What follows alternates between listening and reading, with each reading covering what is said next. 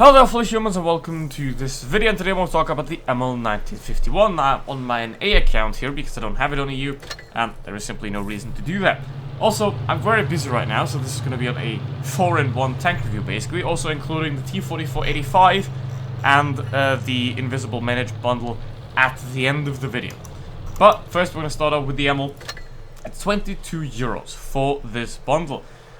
With full equipment, with 25x5 boosters that you can only use for that tank, so they're kind of bruh.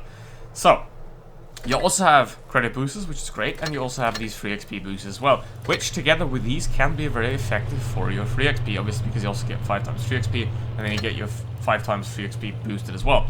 So, that is very nice. However, the tank itself, what is the problem with this vehicle? Because there always is one, right? There always is one, and the problem with this tank is that the armor is a bit, yeah, not that cool. Now, the ML1 is a better tank, that is the main problem. So basically, if enrichment is discounted, and you buy the enriched ML1, you have a better tank than you buying the ML 1951. Nonetheless, it is a very good vehicle, if you don't really like armor, because it's 160mm on the turret. It is only really effective when you're completely hull down and using the entire 10 degrees of gun depression on this vehicle. Now, it is slightly faster than the ML1, however, this one does not have the special speed consumable, so essentially the speed comes out at the same, because you don't need the speed all the time, and obviously the ML1 can use the speed boost when it's necessary, which gives it about the same ability. So basically this just means that the ML 1951 is a worse armored ML1 and with no other changes.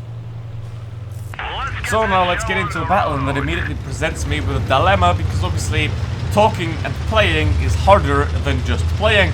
And the thing is, I am pretty much on the way to be #1 on the NA server in this tank as well. So let's try to get a good game here, otherwise I'm going to cry. And if you don't like to subscribe, I'm going to cry as well. Not. But anyway, it's just a game, it doesn't matter, but it would be nice. So, yeah. There we go, ML1. Maybe we can, yeah, you can see the armor on that thing is very good, meanwhile mine isn't that good. I'm just gonna take a shot, go for the tracks here. Hopefully someone else is gonna actually shoot him. And now I'm gonna try to, the accuracy, as you can see, is a bit nada. However, you're mostly gonna play close range anyway. And if you snipe in this tank, you're kinda doing it a bit wrong. Okay, now what is also being done wrong here is that our 2 medium tanks are in the city, which is a very bad thing to do. As a medium tank, you are disadvantaged towards heavies in alpha damage, so you don't want to play peekaboo against heavies that have higher alpha damage. So why would you do that? That's a good question. I can't answer you that because it's very, very dumb. Now, as you can see right there, completely hull down. However, the SU-130 PM just goes straight through the turret anyway. So that is quite unfortunate. Now, let's see what we can do here. Obviously, it's quite campy. Obviously, our mediums are kind of useless over there. I can't push forward because of the SU-130. So there is not really much I can do, unfortunately, which is very sad for me. I'm going to go for a reload here. Let's see what happens. Okay. Well, I could try to push the T-34, certainly.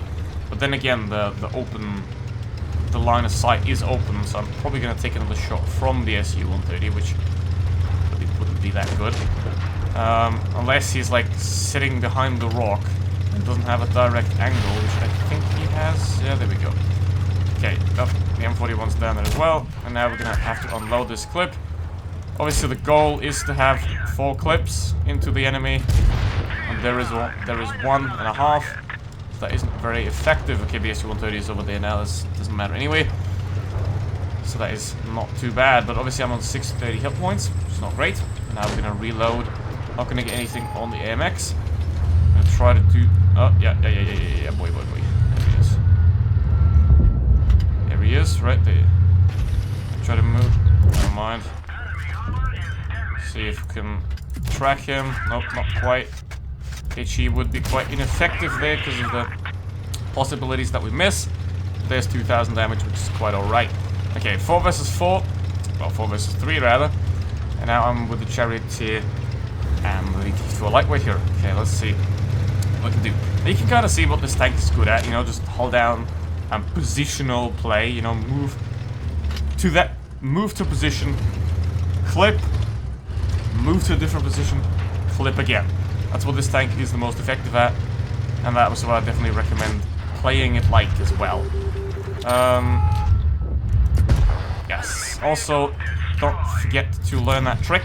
It's very, very useful to get a bit of extra gun depression. You know, it's just about timing, and timing is about training.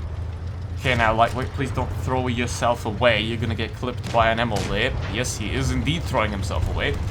Now, the biggest problem is going to be that he is indeed now dead. I can clip him. I don't want to know where the Bulldog is, because that is going to be quite annoying. Okay, there he is. And now the Charity is obviously right in the line of fire of all three of them, really. So I'm going to have to try to sit here and hold this position.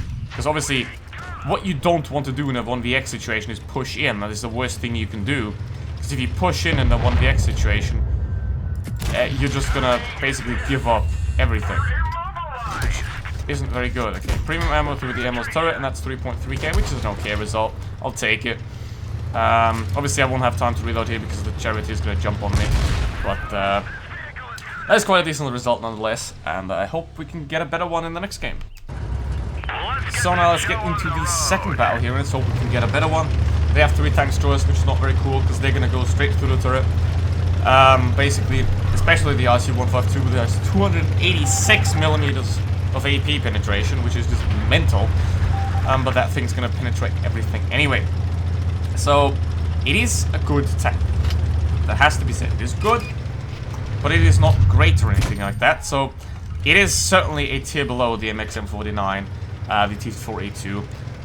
Also, even an E75 TS, I would say. Even though the E75 TS's biggest weakness is that it's very, very bland and boring. Nope. Hello there, Mr. Bland and Boring. Okay, now, obviously the problem is that my heavies decided to, well, not do very heavy and go into the middle, which is not very good. And now, obviously, that Tiger 2 just decided to yeet himself right through, and the IS is already dead, which is not very good. But then again, he just YOLO'd something. Also, this is the NA server, so you can't expect any skill, obviously, at this point in time. We're gonna have to take out our biggest threat, which here at the moment is the Tiger, which I can't pen with regular ammo, which is a bit sad. But, yeah. Okay, now that rack is gonna be annoying, and he's probably able to pen me as well. Now, the Scorpion G would be useful if he would kind of push the Tiger, because, like, there's no one else there. Just easily push him, but he's not, so that is a bit unfortunate. And now, obviously, that rack is going to be a massive problem, even though he's being kind of held up by KB4. Okay, I'm gonna see, just straight through the turret. That was premium ammo, though, I think. Or it was the stock, I think, yeah. Oh, boy. Oh, boy. Yeah, he knows I'm reloading, so pushing isn't the worst thing he can do, but it is certainly a bad thing, because I do have backup, and that also gives me quite a decent assistance as well, hopefully. Now, we know 2 tank destroyers are back there. That still doesn't solve the problem of the third one, and that's probably the biggest one, the ISU. And the Tiger's a bit mad, but hey, he just kind of pushed into a position he shouldn't have been. And you can't really expect any support there, because to be supported here, you have to take the entirety of this position to be able to take that, so that's not really ideal. Okay. Oh, yep. He's so mad. That's a bit... I mean, a brief show of emotion is no problem. You know, obviously everyone gets mad, but if you then keep prolong that, you know, like if you're mad for an unreasonable amount of time, that just becomes, well, unreasonable. You know, because you don't want to get mad at the game, right? Your overall experience of the game should be positive, because if it isn't, then why are you playing the game? Okay, now I really want to get rid of that rack. God damn it. I'm talking way too fast, because, like, I'm trying to talk faster so I can play earlier, basically. Like, I can think earlier about playing, because my brain is dumb. Okay, the ICU's over there. If I can get one full clip, that would already be decent here. God damn it, what am I doing? I should have just spent those 20 bucks at EU to not fucking break my brain. But yeah. Oh.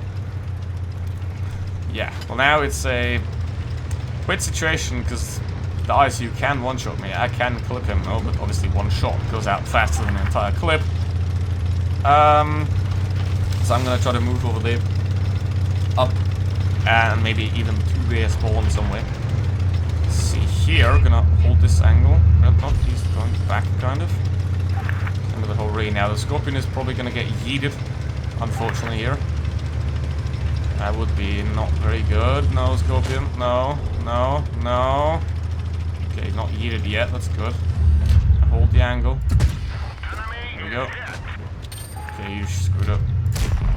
And there we go. Perfect. Now, where's the 45 TP? Still over there, most likely. Now we're going to use the speed boost to propel ourselves a bit further. Now, as I already said earlier, the ML1 speed boost is more effective, which really isn't that great of a thing for this tank. And oh my, how am I doing 3k damage and like just losing? What is this, like, what is wrong, man? I'm overperforming, like, I'm doing the work of 2 tanks, but I still can't, like, it's a 9 versus 7 at this point. But we're still losing. Okay.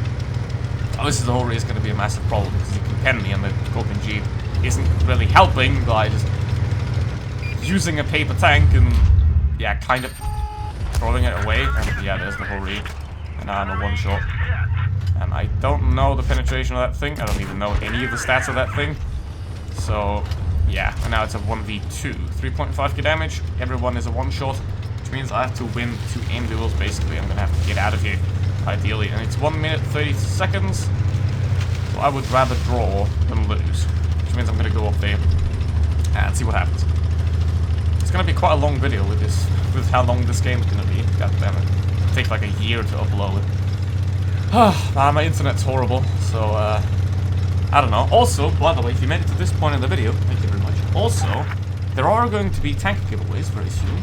And one of those, the best chance to win a tank is obviously via the member server. And the join button for that is down right next to the subscribe button. And also there are going to be other giveaways. More information on that is on my Discord server if you care about those kind of things. So now to sum up, 22 euros for this tank isn't a horrible deal. You can go for it if you want. I would rather recommend you to enrich the ML1 when the enrichment is discounted. If you don't have that, then the ML1 951 can certainly be a very good deal. And as I said earlier, we're gonna go through the T4485.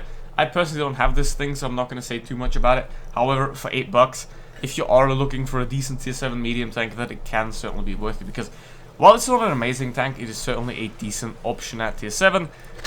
So, if you're looking to waste your money over Christmas, sure. However, obviously, because it is just decent, I wouldn't recommend spending any money on it. And also, pretty much the same goes for the Invisible Menace. Obviously, the limitation here is you have to like non-turret tank destroyers. If you do, then they can be a good option. However, they're never the best option, because obviously, the best option for premium tanks is always tier 8. And I would recommend something like a WZ-120 or a Jagdtiger. Which are a better option. Then also you could have gotten the Jagdtiger for 5,000 gold, which yes is only 1 tank compared to 2, but is overall a better credit maker and a better tank as well, while both of these are quite decent. And that is it for the video. Thank you very much for watching. See you for the next one. Goodbye.